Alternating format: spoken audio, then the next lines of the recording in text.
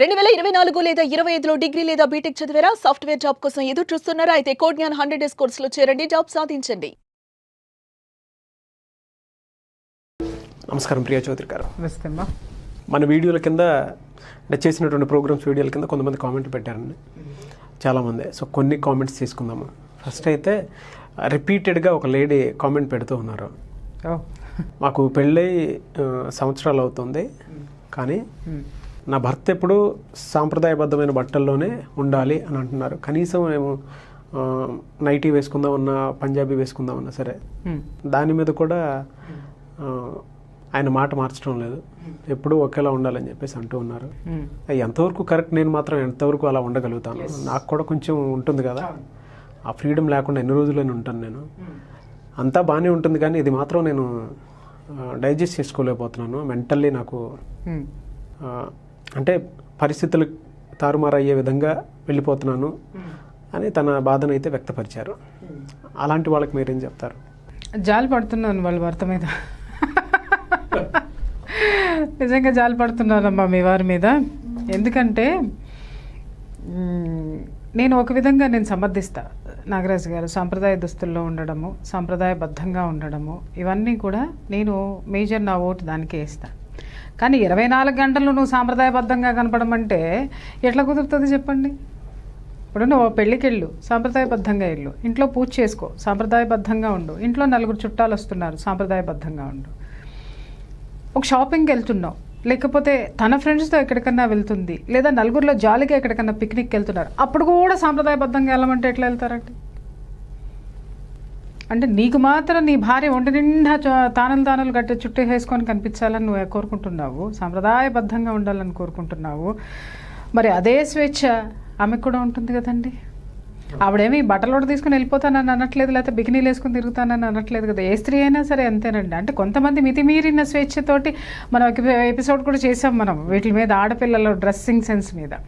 దాంట్లో కూడా నేనేం చెప్పానంటే ఏదైనా వేసుకోండి, కానీ ఎక్కడ ఏ పరిస్థితుల్లో వేసుకోవాలో అక్కడికి అవి మెయింటైన్ చేయండి అని స్పష్టంగా చెప్పాను నేను దాంట్లో. అంతేగాని 24 అవర్స్ చీరలు కట్టుకోండి, 24 అవర్స్ మడి కట్టుకోండి, 24 అవర్స్ సాంప్రదాయబద్ధంగా పోగులు పెట్టుకోండి, తర్వాత మెళ్ళల్లో హారాలు వేసుకోండి, చేతింట గాజులే, అది ఈ రోజుల్లో కుదరదు నాగరాజు గారు. ఒకప్పుడు ఇట్స్ ఓకే. అవును, స్త్రీకి ఈ ఒక విధంగా చెప్పాలంటే మరి ఆ రోజుల్లో సాంప్రదాయబద్ధమైనటువంటి రోజులు తీసుకుంటే ఆడది గడప దాటేది కాదు, అన్ని గడపలోకే వచ్చేవి. కానీ వాళ్ళ ఆడది గడప దాటితే కానీ నీ ఇల్లు గడవట్లేదు. మరి అటువంటి అప్పుడు ఆవిడకి కూడా కొన్ని వెసులుబాట్లు ఉండాలిగా. అవును, ఆవిడకి కూడా నువ్వు విలువ ఇవ్వాలి కదా. ఎంతసేపు నీ ఇష్టం వచ్చినట్టు ఉండాలంటే మొనాటిని రాదా అండి? ఇప్పుడు ఆయన అడుగుతున్నాను నేను, మీరు కుర్తా పైజమా వేసుకుంటున్నారా, పంచే కట్టుకుంటున్నారా? అంతే కదా. మరి మన సాంప్రదాయం అంటే ఆయన వేసుకునే ప్యాంట్లు కాదు కదండి. అవునండి. కుర్తా పైజమా ఆర్ పంచే, లాల్చీ, కండువా ఆయన కూడా వేసుకుంటున్నారా? ఒకసారి క్వశ్చన్ చేయాలి ఆయన్ని. ఎంతసేపు ఎదుటి వాళ్ళకి మన అభిప్రాయాలు రుద్దేస్తా కూర్చుంటే ఎలాగా? అభిప్రాయాలు చెప్పాలి తప్ప నాగరాజు గారు ఎప్పుడు రుద్దకూడదు. అది వర్కౌట్ కావు, అది ఫ్రస్ట్రేషన్లోకి దిగుతాయి, మన మీద ఉన్న గౌరవాన్ని తీసేస్తాయి. అట్లా అమ్మ మీకేం చెప్తున్నాను అని అంటే, మీరు మరీ అంత మీరు ఏదో పరిస్థితులు చేదాటిపోయేంతగా వెళ్తున్నాను అని చెప్పేసి అని మీరు అన్నారు. నిజంగానే ఈ రోజుల్లో ఏంటంటే మన చుట్టూ చాలా కలర్ఫుల్ వాతావరణం అనేది, చాలా స్వేచ్ఛా వాతావరణం అనేది మనకు కనిపిస్తుంది నాగరాజు గారు. నేనేమంటానంటే వాటిని మిస్యూజ్ చేసుకున్నంత వరకు కూడా మన పరిధిలో, మన రక్షణలో, మన సంరక్షణని మనం ఏర్పాటు చేసుకుంటూ మన ఇష్టం వచ్చినట్టు మనం ఉండొచ్చు. సాంప్రదాయాన్ని తప్పద్దు, అలాగని సాంప్రదాయంలో మాత్రమే ఉండద్దు. అట్లాగని చెప్పేసి అని మడి తడి పెట్టుకునో, లేకపోతే ఒంటి చీరలు తానులు చుట్టుకొని కూర్చోవాల్సిన అవసరం లేదు. ఒంటి నిండా కప్పుకునే చుడిదార్లు ఉన్నాయి, చక్కగా వేసుకుంటే ప్యాంట్లు షర్ట్లు కూడా ఉన్నాయి, జీన్స్ ఉన్నాయి చక్కగా దాని మీద. అని నేనేమంటున్నానంటే డోంట్ ఎక్స్పోజ్, అంటే ఎదుటివాడిని ప్రొవోకేట్ చేసే విధంగా మన బాడీ ఉండద్దు అంటాను నేను. Okay, whatever you want you wear. అలాగని స్విమ్ సూట్ వేసుకొని అది నీకు లేదు నేను మొత్తం వేసుకున్నానంటే నో వన్ కెన్ యాక్సెప్ట్ కదా. అది వేసుకొని రోడ్డు మీదకి రాలేరు కదా. అది గమనించాలి. మగవాళ్ళు కొంతమంది చాలామంది ఛాదస్థమైనటువంటి అభిప్రాయాలు ఉన్నవాళ్ళు ఉంటారు. సార్ కాలం మారింది, కాలంతో పాటు మీరు కూడా కొద్దిగా మారండి. ఆ మాత్రం కొద్ది వెసులుబాటు కూడా భార్యలకు ఇవ్వకపోతే అది ఫ్రస్ట్రేషన్ కింద దారితీసి ఆ ఫ్రస్ట్రేషన్ మీ యొక్క సంసార జీవితంలో చాలా అలజడులు సృష్టించేటటువంటి అవకాశం ఉంటుంది. ఆవిడ మరీ మితిమీరమైన కోరికలు కోరుకుంటే మీరు ఎక్స్ప్లెయిన్ చేయండి అది కాదు అని. అంతేగాని రెస్ట్రిక్టెడ్గా సంప్రదాయబద్ధంగా ఉండాలంటే నాకు చాలా ఇష్టం నాగరాజు గారు. బోల్డ్ నగలేసుకోవటం ఇష్టం, పట్టు చీరలు కట్టుకోవటం ఇష్టం, లేకపోతే ఇంకా సాంప్రదాయబద్ధమైన ఇష్టం. ఎంతవరకు ఇష్టం? రోజు కట్టుకొని కూర్చోమంటే నా వల్ల కాదు. పండగ వచ్చిందంటే చాలా సాంప్రదాయబద్ధంగా ఉంటాను నేను. గుడికి వెళ్ళాలంటే సాంప్రదాయబద్ధంగా వెళ్తాను. ఒకరోజు మూడ్ బాగాలేదు అని అంటే అన్నీ తీసి పక్కన పడేసి పండగ అయినా సరే ఇంట్లో కూర్చొని ఆ నైటీనే వేసుకుని కూర్చుంటా. It depends upon my attitude, moods. అంటే నువ్వు కూర్చుంటావు కదా అని చెప్పేసి అని కింద దిక్కుమాలిన స్క్రోలింగ్లు మొదలు వస్తాయి. నైటీ వేసుకుని కూర్చుంటానంటే ఇన్ ద సెన్స్ అండి ఏమి చెయ్యకాని కాదు. ఆ రోజు ఒంట్లో బాగోకపోవచ్చు, మనసు బాగోకపోవచ్చు, చేయబుద్ధి కాదు మని. అట్లా ఆడదానికి ఒక మనసు ఉంటుందండి. కొన్ని కోరికలు ఉంటాయి. మీరు ఎలాగో మహిళలు కోరుకునేటటువంటి మహిళలు కాదండి, భార్యలు కోరుకునే కోరికలు మీరు ఎలాగో తీర్చలేరు. అట్లీస్ట్ వేసుకునే బట్టల్లోనన్నా కొంత వెసులుబాటు ఇవ్వండి, కొంత స్వేచ్ఛనివ్వండి. బయట వాతావరణానికి ఎలాగో మీరు స్వేచ్ఛనివ్వరు. ఆ స్వేచ్ఛని అందిపుచ్చుకుంటానికి కూడా ఈరోజు మహిళలు అంత సిద్ధంగా లేరు. కంఫర్టబుల్గా ఇల్లు ఉంది, భర్త ఉన్నాడు అని అంటే అంతకు మించిన కంఫర్టబుల్ లైఫ్ ఇంకొకటి లేదని చెప్పి హ్యాపీగా బతికేస్తున్నారండి ఇవాళ రేపు. ఎందుకంటే బయటికి పోతే 10 మందితో ఫేస్ చేయాల్సి వస్తుంది. కాబట్టి ఇంట్లో బాగా చూసుకుంటే ఇల్లు దాటాల్సిన అవసరం ఎవరికీ లేదు. కానీ ఒక స్వేచ్ఛ ఇవ్వండి. కొంత స్వేచ్ఛ అయితే మాత్రం కావాల్సినటువంటి అవసరం ఉంది. ఆ కొంత స్వేచ్ఛ గనక పురుషులు ఇవ్వకపోతే నాగరాజు గారు పూర్తి స్వేచ్ఛను తీసుకుని వెళ్ళిపోయే పరిస్థితులు వస్తాయి. ఆ సిచ్యుయేషన్స్ని కొని తెచ్చుకోవద్దు, ఆ ప్రమాదాలని కొని తెచ్చుకోవద్దు. ఎంతవరకు అండి పిల్లిని కూడా లోపల పెట్టి కొడుతూ కూర్చుంటే అది పద్దాక అటు ఇటు 4 సార్లు పరిగెడుతుంది. దాని ఓపిక అయిపోతుంది అనుకున్నప్పుడు అది సహించలేనప్పుడు ఏం చేస్తుందంటే ఎగిరి దూకుతుంది మన మీదకి. పిల్లే కదా అని అనుకుంటా ఒక్కసారి గోళ్ళు పెట్టి ఇది చేసిందంటే మనం పరిగెత్తాలి ఆ డోర్లు తీసుకుని బయటికి.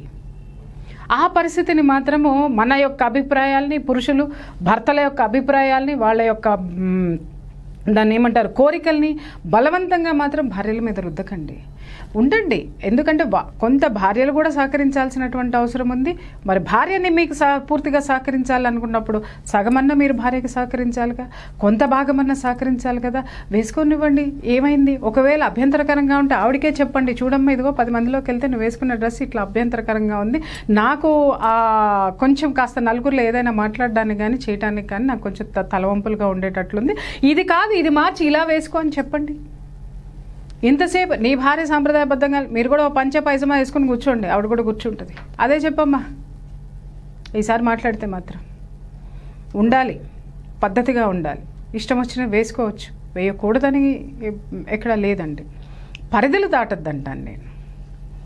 ఇచ్చిన స్వేచ్ఛను సద్వినియోగం చేసుకుని మనం ఎదగటానికి ఉండాలి కానీ దిగజారిపోవటానికి ఉండద్దు.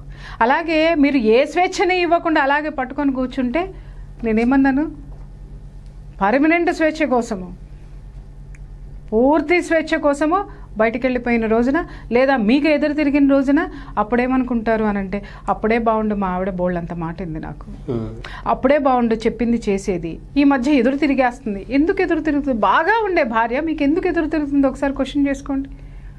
లోపాలు మీలో లేవా? బాగా ఉంది అని అంటే అప్పుడు ఆమె పద్ధతులు కానీ ఆవిడలో ఓర్పు ఉంది, లేకపోతే మీతో అడ్జస్ట్ అయ్యింది. ఆ అడ్జస్ట్మెంట్ మరీ మీరు ఎక్కడైనా తొక్కేస్తున్నారేమో అర్థం చేసుకోండి. స్త్రీకి కూడా కొంత స్వేచ్ఛ కావాలి సార్, స్వేచ్ఛ కావాలి, మనసుకి స్వేచ్ఛ కావాలి, వేసుకునేటటువంటి బట్టల్లోనూ స్వేచ్ఛ కావాలి, అంతకు మించి జీవితానికి ఒక స్వేచ్ఛ కావాలి. ఎంతసేపు మగాడి గ్రిప్లోనో గుప్పెట్లోనో పెట్టుకోవాలని మాత్రం దయచేసి చూడకండి. ఇలా చేసే చాలా కాపురాల్లో నిప్పులు పోసుకుంటున్నారు భర్తలందరూ కూడాను. మీకు చెప్తున్నా, మీకు మరీ ఆవిడ విపరీతమైనటువంటి బట్టలు వేసుకొని నలుగురిలో మీకు అవమానంగా అనిపించిన బట్టలు వేసుకున్నప్పుడు అభ్యంతరం చెప్పండి, కూర్చోబెట్టి చెప్పండి, లేదా కొంచెం గట్టిగానే చెప్పండి. దానికి ఎవరు అభ్యంతరం పెట్టరు. బట్ కొంత ఇవ్వండి సార్, కొంత ఇవ్వండి, స్వేచ్ఛ ఇవ్వండి. అవసరం ఇవాళ. ఎందుకంటే ఈ ప్రపంచము గ్లోబలైజేషన్లో విపరీతమైనటువంటి మనకి తెలియనటువంటి కొత్త లోకాలు మనల్ని ఉద్రేకపరుస్తున్నాయి నాగరాజు గారు. మరీ మనం వాటిని అందిపుచ్చుకోవాల్సినటువంటి అవసరం లేదు. కానీ కొంత మొనాటనీ ఫీల్ అవుతాం మనం ఏ పని చేసినా. చూడండి, రోజు నేను చీర కట్టుకొచ్చి చూసి నాకు బోర్ కొడుతుంది, అబ్బా రోజు చీరలేండి వాళ్ళు డ్రెస్ వేసుకుని వెళ్దామా అని చెప్పేసి అని వేసుకున్నాను అనుకోండి, నాకు అదొక కొత్త రిలాక్సేషన్ అనమాట. అబ్బా హాయిగా ఉన్నాను అనేసి మళ్ళీ తర్వాత 2 రోజులు వేసుకున్న తర్వాత మళ్ళీ నాకు చీర కట్టుకోవాలనిపిస్తుంది. I will come back. Okay, అట్లాగే మనకి ఉన్నటువంటి దాన్ని నేనేమంటాను అనంటే, ఏదో డ్రెస్ వేసుకున్నంత మాత్రాన ఆవిడేదో మీ యొక్క జీవితాన్ని, మీ యొక్క జీతాన్ని, మీ మొత్తాన్ని తీసేసుకొని ఏదో మిస్యూజ్ చేసేస్తుందని అవసరం లేదండి. మీకెందుకు అంత అభద్రతా భావం నాకు అర్థం కాగలుగుతాయి. ఈ భర్తలకు ఉన్నటువంటి దిక్కుమాలిన అభద్రతా భావాలు ఇదేనండి. డ్రెస్ వేసుకోగానే భార్య చెడిపోయిందనో లేకపోతే భార్యను చెడగొడతారనో. బట్టలు చెడపవండి, మనస్సు చెడుపుతుంది. ఆ మనస్సుని, ఆ భార్య మనసుని మీ చుట్టూ తిప్పుకునేటటువంటి ప్రయత్నాలు మీరెంతవరకు చేస్తున్నారో క్వశ్చన్ చేసుకోండి. ఎంతసేపు నువ్వు దా ఇదే మాట మాట్లాడతారు. అరే నువ్వేమి ఇస్తున్నావు భయ్ చెప్పు, నువ్వేమివ్వో, బట్ అది మాత్రం వచ్చేసి నీకు అతుక్కుని పోయి ఉండాలి. నువ్వు ఏం చెప్తే అది తినాలి, నువ్వు ఏది ఇస్తే అది తినాలి, నువ్వు ఏది ఇస్తే అది కట్టుకోవాలి, నువ్వు ఏం పెడితే అది తినాలి. What nonsense it is. She also human being అండి. అవును, పలుపు తాడు కట్టేసిన పశువు కాదు, పసుపు తాడు కట్టినటువంటి ఒక ఆడది. ఇలా వచ్చింది, నీకు ఎన్ని రూపాల్లో వస్తుంది? నీకు భార్యగా వచ్చింది, నీ బిడ్డలకు తల్లిగా వచ్చింది, నీకు వయసు అయిపోయిన తర్వాత తను నీకు తల్లి అవుతుంది. కొన్ని విషయాల్లో కూడా నీకు జీవితంలో నువ్వు నీ జీవన ప్రయాణంలో ఎన్నిసార్లు తను నీకు తల్లి నిన్ను ఓదార్చింది, స్నేహితురాలై ధైర్యం చెప్పింది, ఎంత నీకు సహకరించింది. ఇవన్నీ మర్చిపోయి ఎంతసేపు నీ అభిప్రాయాలు రుద్దేస్తే ఎట్లా? అవన్నీ ష్రింకనైజ్ అయిపోతాయి మైండ్లో. ఆవిడ మైండ్లో నేను ఎందుకు వీళ్ళకి హెల్ప్ చేయాలి అనేటటువంటి ప్రిజరిటీ వచ్చేస్తుంది. ఎందుకు తెచ్చుకుంటున్నారు అట్లాగా? బట్టల విషయంలోనూ లేకపోతే వాళ్ళని కాస్త కొంత స్వేచ్ఛ ఇవ్వండి సార్. ఏ ఆడది కూడా గడపలు దాటేసేసి బర్రెలు దాటేసి వెళ్ళిపోవాలని ఎవరు అనుకోరు నాగరాజు గారు. అవును, అలాగని ఇంట్లోనే కూర్చొని నీకే 24 గంటలు వినాయకుడి పూజ నీకే చేయాలి, కుమారస్వామి పూజ నీకే చేయాలి, అమ్మవారి పూజ నీకే చేయాలి, ఎట్లా కుదురుతుంది? ఏ గుడికి ఆ గుడికి వెళ్ళాలి, ఏ పూజ ఆ పూజే చేయాలి.